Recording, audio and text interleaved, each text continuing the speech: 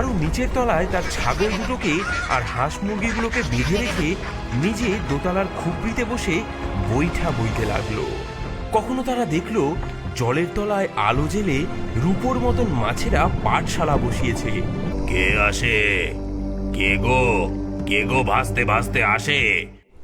সে অনেক কাল আগের কথা। গঞ্জেশপুর গ্রামে থাকতো এক গরিব মানুষ, নাম তার হারু। এতই গরিব যে নুন আনতে পান্তা ফুরায়। কিন্তু হারুর মনে ছিল জোর আর বুকে ছিল সাহস। একবার কি হলো, সেবার ভয়ানক বন্যা এলো দেশে। আকাশ যেন ফুটো হয়ে গেছে। দিন রাত শুধু জল আর জল। গা গঞ্জ সব ডুবতে বসলো।